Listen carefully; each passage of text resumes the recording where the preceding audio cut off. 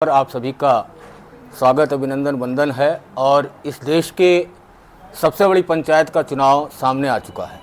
इस चुनाव में विचारों की लड़ाई है। इस चुनाव में जिस तरीके से देश के अंदर दो हिस्सों में बटा हुआ, एक तरफ संविधान को ख़त्म करने वाले लोग, जिनके सदन में पहुंचे हुए सम्मानित लोगों का आप लगातार सोशल मीडिया के माध्यम से, मीडिया के माध्यम से बयान देख रहे हैं कि भारत के संविधान को ख़त्म करने के लिए हमें इतने सीटों की आवश्यकता है। 75% से ज़्यादा उधार के कैंडिडेट और नारा 400 पार का है इनका। अगर आप ये, जैसे अभी आप लोगों ने सवाल किया भ्रष्टाचार का, इनकी वॉशिंग मशीन में जो जाता है वो भ्रष्टाचार ख़त्म हो जाता है। इनकी वॉशिंग मशीन के कम से कम सैकड़ों ऐसे नेता हैं, चाहे वो अशोक चौहान हो, हमारे दल से उनके ऊपर आरोप था, आज उनके पास चले गए तो राज्यसभा भेज दिया गया। चाहे इस तरीके के लगातार महाराष्ट्र से लेकर के, कर्नाटका से लेकर के और येदियुरप्पा से लेकर के और तमाम ऐसे लोग हैं जो इनके दल में चला गया, शरणागत हो गया, वो ईमानदार और शरीफ हो गया, वॉशिंग मशीन में धुल गया। और जिसने इनकी आंखों में आग डाल करके बात की, जिस व्यक्ति ने अपनी बात को मजबूती से रखा, उसमें फर्जी मुकदमा भी लगाया गया। हद है कि इस संविधान को किस तरीके से हल्का किया जाए, किस तरीके से तोड़ा मरोड़ा जाए।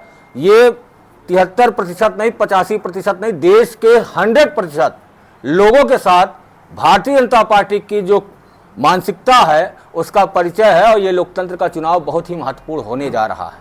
ये लोकतंत्र का चुनाव, ये मुद्दा इस पर नहीं करेंगे कि बेरोजगारी कहाँ है। इनका ही नारा था 2014 में, बहुत हुई महंगाई की मार, अब की बार मोदी सरकार। 52,000 रुपए की स्प्लेंडर गाड़ी आज 1 लाख के करीब है। हर आदमी को अपनी बिटिया के ब्याह में भी देना होता, अपने नौजवान लड़के को भी देना होता है। लेकिन ये महंगाई कहाँ है? आटे का दाम, सरसों के तेल का दाम, दाल का दाम, इस पर कोई चर्चा करने को तैयार नहीं है। बेरोजगारी का आलम यह है कि जितनी बार परीक्षाएं हुई वो सारी परीक्षाओं के पेपर लीक हुए, इस पर चर्चा करने के लिए कोई तैयारी नहीं। पेट्रोल का दाम कहाँ है? रसोई गैस का दाम कहाँ है? आज सारे मुद्दे जो जनहित के मुद्दे हैं उस पर चर्चा नहीं हो रही, चर्चा को गुमराह करने का काम कर रहे हैं। इंडिया अलायंस का उद्देश्य है कि भारतीय जनता पार्टी के नेतृत्व में, मोदी के नेतृत्व में जो सरकार है उसे 2024 में हटाना है। और हम सारे घटक दल एक साथ एक मंच पर हैं। लगातार हम लोग प्रयास कर रहे हैं कि मजबूती के साथ अपने सिंबल को, अपने प्रत्याशी को लड़ाया जाए और जिताया जाए। जौनपुर में जो बीजेपी के कैंडिडेट हैं वो भी आपके दल से आए हैं। देखिए, यही लोग अभी, जैसे उनकी प्रेस कॉन्फ्रेंस थी, मैं सुन रहा था आप ही लोगों के माध्यम से, जैसे पोलू भाई का लाइव चल रहा तो मैं देख रहा था। उन्होंने कहा कि 370 से मैं बहुत आहत हुआ, इस वजह से मैंने छोड़ दिया। 370 21 में शायद लागू हुआ। पार्टी छोड़ा इन्होंने कब? 1 साल बाद। क्या इनको याद आया? कृपा चा को 1 साल बाद याद आई। अगर ये सवाल करते हैं कि मैं इस चीज़ से आहत होकर के छोड़ा, तो ये गलत बात है। अवसर के लोग हैं, इनकी कोई विचारधारा नहीं है, इनका कोई मकसद नहीं है। इन्हें सत्ता के काकस में फंसे रहने की आदत सी पड़ गई है। 10 साल का वनवास बिना सत्ता के रहे, और जिस तरीके से इन्होंने गेम किया है, चाहे आप सारे लोग जानते हैं कि उत्तर भारतीयों को प्रभावित करने के लिए भारतीय जनता पार्टी ने इनको भेजा है रेड जोन की सीट पर। मधु कोड़ा की पत्नी को ज्वाइन कराने का श्रेय इनको जाता है। और ये सारी चीज़ें हैं, राजनीति है, इस लोकतंत्र की अदालत में सबको जाना है। और 4 तारीख को परिणाम आएगा।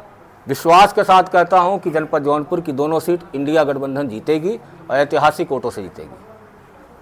कैसे देखते हैं समीकरण को, कैसे बता रहे हैं कि ये जीत दर्ज करेगी? क्योंकि जो 2 कैंडिडेट्स आपकी बात कर रहे हैं आप, एक की कर्मभूमि महाराष्ट्र ही संगठन, आप एक चीज़ एग्जाम्पल ले लीजिए, 2022 के चुनाव में 4,60,000 वोट समाजवादी पार्टी के कैंडिडेट को मिला है। आम आदमी पार्टी, कांग्रेस और बहुत सारे ऐसे लोग हैं जो इस समय के चुनावी परिवेश को देखा जाए तो हम मजबूती के साथ 5.5 लाख से शुरू कर रहे हैं, बिना सिंबल पर, बिना प्रत्याशी के चेहरे पर।